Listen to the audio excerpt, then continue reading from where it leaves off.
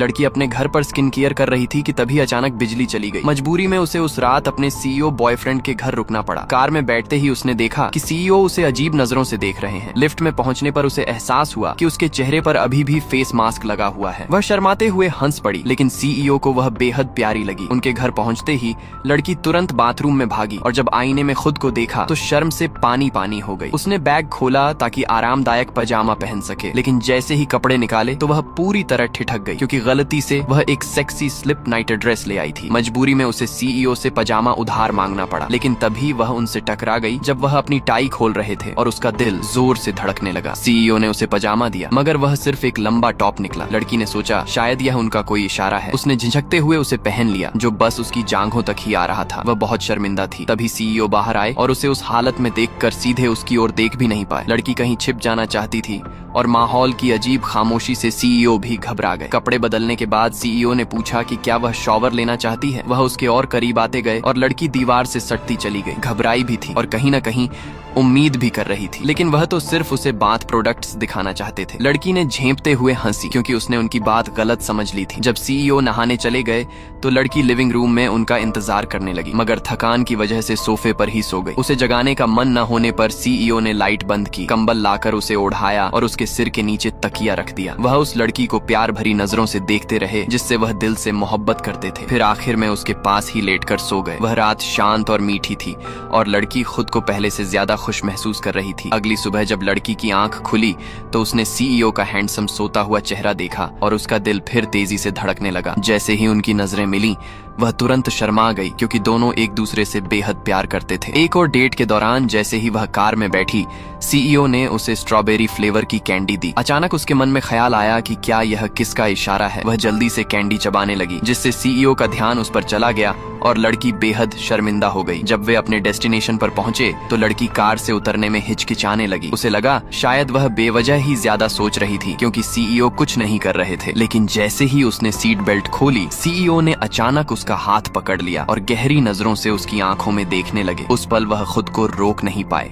देखो, एक लड़की पहली बार अपने बॉयफ्रेंड के पेरेंट्स से मिलने गई थी ताकि शादी और पैसों की बात हो सके, लेकिन उसे बिल्कुल एक्सपेक्ट नहीं था कि लड़के के पेरेंट्स अचानक टेबल पर बाउल नॉक करने लगेंगे। उन्होंने कहा कि लड़की को रूल्स ही नहीं पता। उनका कहना था कि पहले सूप सर्व करना चाहिए था। ये सीन देखकर लड़की के पेरेंट्स बहुत अनकंफर्टेबल हो गए। बॉयफ्रेंड ने भी उसे चुप रहकर बात सुनने को कहा। सिचुएशन बहुत ऑकवर्ड हो गई। लड़की की माँ खुद उठकर सूप बनाने लगी, लेकिन लड़के के पेरेंट्स फिर भी नखरे कर रहे थे। वो लोग ऐसे हंस रहे थे जैसे कोई गांव की पार्टी चल रही हो। लड़की को ये सब बिल्कुल पसंद नहीं आया। इतनी सी बात के लिए किसी को याद दिलाने की जरूरत नहीं थी। गुस्से में लड़की ने गर्म सूप का बाउल सीधा लड़के के पेरेंट्स पर फेंक दिया। उसने कहा, मुझे फर्क नहीं पड़ता तुम अपनी बेटी के साथ कैसे रहते हो, लेकिन मेरे पेरेंट्स को इंसल्ट करने का कोई हक नहीं है। शादी के बाद हम अपने पेरेंट्स को ऐसे मरने नहीं देंगे। राहुल सुन लो, मैं नेहा ये सब बर्दाश्त नहीं कर सकती। बॉयफ्रेंड गुस्से में बोला, क्या तुम पागल हो? लड़की ने जवाब दिया, हाँ, अगर पेरेंट्स की रिस्पेक्ट के लिए पागल होना पड़ता है तो मैं हूँ। ब्रेकअप के बाद लड़की ने डिसाइड किया कि वो फॉरेन ट्रैवल करेगी, लेकिन एयरपोर्ट पर उसकी मुलाकात एक अजीब आदमी से हो गई। वो आदमी अपनी गर्लफ्रेंड को जबरदस्ती कह रहा था कि वो उसकी गंदी चीज साफ करे। ये देखकर लड़की का गुस्सा कंट्रोल से बाहर हो गया और वो तुरंत उसके पास पहुंच गई। उसने कहा, तुम कर क्या रहे हो? क्या तुम्हारे हाथ नहीं है जो किसी और से ऐसी बात कर रहे हो? अपना चेहरा देखो, इतना एटीट्यूड किस बात का है? आदमी बोला कि तुम गलत समझ रही हो। फिर वो बिना कुछ कहे वहां से जाने लगा, लेकिन लड़की ने बिना सोचे उसका जैकेट पकड़ लिया और खींच लिया। जैकेट तुरंत फट गया। सबको लगा अब आदमी गुस्सा करेगा, लेकिन वो बिल्कुल शांत रहा। उल्टा उसने लड़की को कॉफी पर चलने का इनवाइट दे दिया। उसने कहा कि अगर लड़की उसकी फेक गर्लफ्रेंड बनकर उसके घर चले तो वो उसे बहुत पैसे देगा। लड़की को लगा शायद कोई फ्रॉड है, इसलिए उसने तुरंत फोन निकालकर पुलिस को कॉल कर दिया। पुलिस को कॉल करते ही उस आदमी को भी शॉक लग गया, लेकिन ट्विस्ट तब आया जब पता चला कि लड़की का पास्ट भी क्लीन नहीं था, क्योंकि उसने पहले किसी को मारा था। फिर भी आदमी को उसकी बोल्ड पर्सनैलिटी पसंद आ गई। उसने ऑफर और बढ़ा दिया और कहा कि बस एक काम करना, उसकी फेक गर्लफ्रेंड बनकर घर चलना है ताकि उसकी फैमिली शादी के खिलाफ हो जाए। प्लान सिंपल था, अगर उसकी माँ को लगे कि लड़की बहुत बदतमीज है तो वो कभी शादी अलाउ नहीं करेगी। लड़की पहले मना कर रही थी, लेकिन पैसे बहुत ज्यादा थे, इसलिए उसने हाँ कर दी। जब दोनों उसके घर पहुंचे तो लड़की शॉक हो गई। घर कोई नॉर्मल घर नहीं बल्कि एक बड़ा सा पैलेस जैसा मेंशन था। लड़की को डर लग रहा था कि कहीं कोई चीज टूट गई तो वो भर नहीं पाएगी, इसलिए वो सोफा पर सीधे बैठने के बजाय स्टूल पर बैठ गई। घर के सर्वेंट्स और नैनी उसे अजीब नजरों से देखने लगे। तब लड़के की माँ आई और उसे थोड़ा नीचा दिखाने की कोशिश की, लेकिन लड़की ने स्मार्ट मूव खेला। उसने माँ की तारीफ करनी शुरू कर दी और बोला, आप तो बिल्कुल 30 साल की लगती हो, लोग तो हमें सिस्टर्स समझ लेंगे। ये सुनते ही माँ का गुस्सा थोड़ा कम हो गया। उसने लड़की को सबसे छोटा गेस्ट रूम दिया ताकि उसे इंसल्ट फील हो, लेकिन लड़की ने उस रूम की भी तारीफ कर दी और कहा कि घर का सबसे हार्ड वर्किंग और केपेबल पर्सन तो आप ही हो। अगले दिन लड़का उसे शॉपिंग ले गया। लड़की ने सोचा कि मॉल में कोई उसे इंसल्ट करेगा और फिर लड़का हीरो बनकर आएगा। उसने तो अपने डायलॉग्स भी पहले से प्रिपेयर कर लिए थे, लेकिन रियलिटी बिल्कुल अलग थी। शॉपकीपर बहुत रिस्पेक्टफुल था। तब पता चला कि लड़के ने उसके फेक बैग को पहले ही ओरिजिनल ब्रांडेड बैग से रिप्लेस कर दिया था। लड़की थोड़ी डिसअपॉइंट हो गई क्योंकि उसका ड्रामा प्लान फेल हो गया। उसे खुश करने के लिए लड़के ने एक और ब्रांडेड बैग खरीद दिया। तब मॉल में वीआईपी म्यूजिक बजने लगा। लड़के ने कैजुअली कहा कि ये पूरा मॉल उसकी फैमिली का है। जब दोनों घर वापस आए तो लड़के की माँ फिर एक नया ड्रामा लेकर आ गई। उसने कहा कि उसका बेटा एक इन्वेस्टमेंट करना चाहता है और उसे 5 मिलियन रुपए चाहिए। ये सुनते ही लड़की जोर से चिल्ला पड़ी, क्या 5 मिलियन रुपए? कल तक तो आप कह रहे थे पैसा टाइट है और आज इतनी बड़ी अमाउंट निकाल रहे हो। ये बात तो कुछ समझ नहीं आ रही।